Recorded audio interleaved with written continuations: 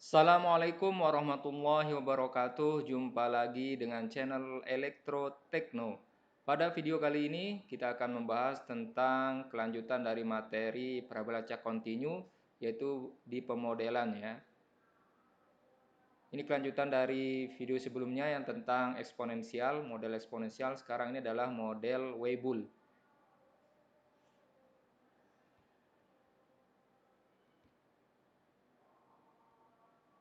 Ada beberapa yang kita pelajari, mulai dari capaian pembelajaran, pengantar dan teori, kemudian contoh, ringkasan, latihan ya.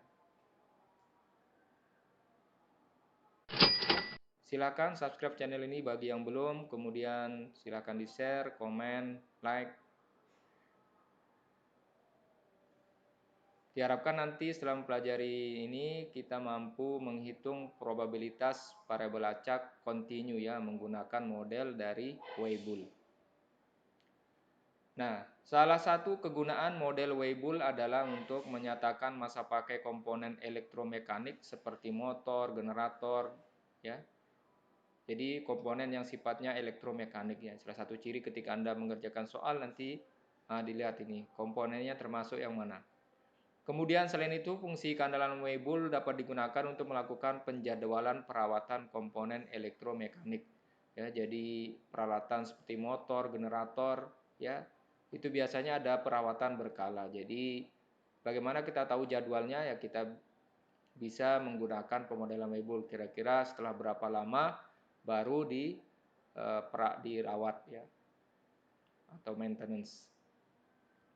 Kemudian ada beberapa fungsi yang perlu diingat.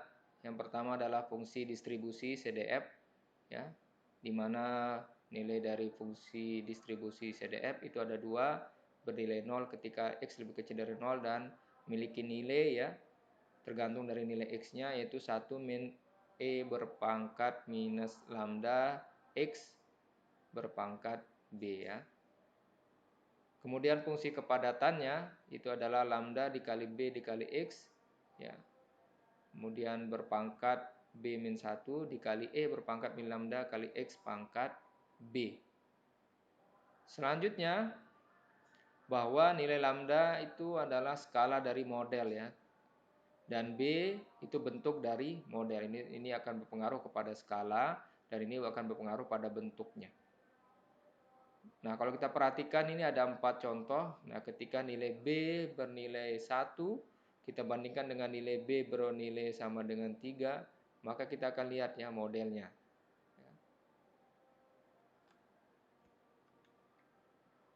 Ya.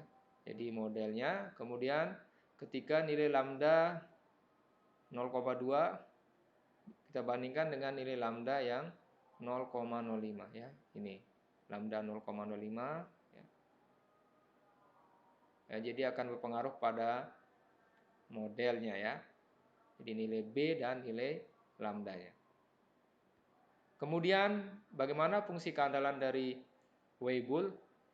Kita bisa lihat persamaannya bahwa nilai RT itu sama dengan integral dari fungsi PDF ya diintegralkan dari batas T sampai T hingga. Kemudian nilainya kita bisa cari bahwa itu sama dengan 1 dikurangi probabilitas T lebih kecil dari T atau juga sama dengan 1 dikurangi dengan nilai CDF. Sehingga kita bisa nyatakan 1 dikurangi E pangkat minus lambda T berpangkat B, maka kita bisa sederhanakan, 1 bisa dicoret, maka hasilnya adalah E berpangkat minus lambda T berpangkat B ya. Sehingga dengan T itu adalah masa pakai umurnya, maka kita akan coba menyelesaikan contoh soal ya. Misalkan generator memiliki masa pakai berdistribusi Weibull dengan fungsi kepadatan Ft itu sama dengan 0,002 dikali T dikali E berpangkat minus 0,00001 T kuadrat, di mana T itu lebih besar sama dengan 0. Yang diminta dihitung adalah hitung probabilitas masa pakai generator lebih dari 50 jam. Ya, diminta menghitung. Kemudian bila keandalan generator tidak boleh kurang dari 0,8, hitung masa pakai generator tersebut. Ya. Baiklah, kita coba kerjakan bahwa variabel acak masa pakai generator itu adalah nyatakan dalam bentuk Weibull ya, elektromekanik ya. Jadi ada nilai B dan ada nilai lambdanya. Nah, PDF-nya variabel acak T berdistribusi Weibull. Sehingga FT sama dengan 0,0002 TE berpangkat minus 0,0001 T kuadrat ya. Kita bisa lihat tadi dari soal yang diketahui ya. Karena sudah diketahui berdistribusi Weibull. Sehingga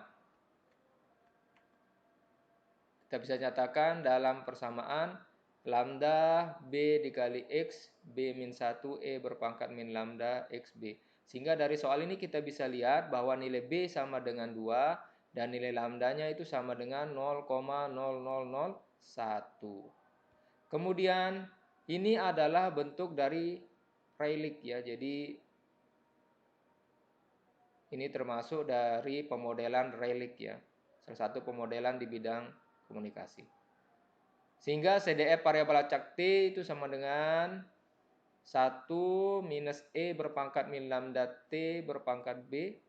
Itu sama dengan 1 min E berpangkat minus 0,0001 T kuadrat. Sehingga probabilitas T lebih dari 50 jam kita bisa hitung.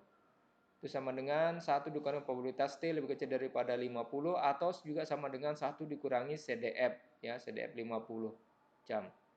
Ya, di mana CDF variabel acak T itu sama dengan 1 min E berpangkat min lambda T berpangkat B.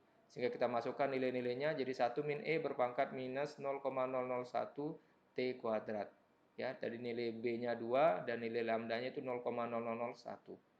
Sehingga kita masukkan nilai-nilainya, kita bisa ketemu hasilnya adalah E berpangkat minus 0,25, kemudian kita hitung ketemu nilai 0,7788. Sehingga probabilitas T lebih dari 50 jam itu sama juga dengan keandalan generator beroperasi pada jam ke-150.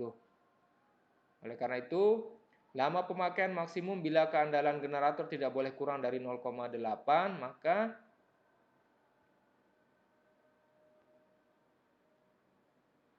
RT itu lebih besar sama dengan 0,8, maka E berpangkat minus 0,0001 T kuadrat lebih besar daripada 0,8. Kita tahu bahwa rumus R atau keandalan itu sama dengan E pangkat minus lambda T berpangkat B ya. Sehingga T kuadrat ya pindah ruas min 10.000 ya, min 10.000 ln 0,8. Sehingga kita bisa menghitung hasil ln-nya, kemudian T akan ketemu sebesar 47,24 jam. Ya, jadi nilainya adalah 47,24 jam. Jadi bahwa ini harus di maintenance atau dirawat paling lambat setelah dipakai selama 47,24 jam. Ya, demikian itu contoh soalnya. Kemudian ringkasannya bahwa model Weibull memiliki dua parameter dalam fungsi distribusi dan kepadatannya, di mana parameter tersebut menentukan bentuk dan skala dari model probabilitasnya. Ya. Kemudian kedua, salah satu aplikasi model Weibull adalah untuk memodelkan masa pakai dari komponen elektronik atau elektromekanik. Silakan nanti mengerjakan tugas model Weibull, di mana diketahui fungsi CDF-nya, kemudian dengan T satuannya nanti jam. Nah, diminta berapakah keandalan motor untuk pemakaian 100 jam. Dan bila keandalan motor tidak boleh kurang dari 0,8, berapa lama pemakaian maksimum dari motor tersebut. Ya. Demikian, ini referensi yang digunakan. Terima kasih, mohon maaf apabila ada kekurangan. Sampai jumpa lagi. Assalamualaikum warahmatullahi wabarakatuh.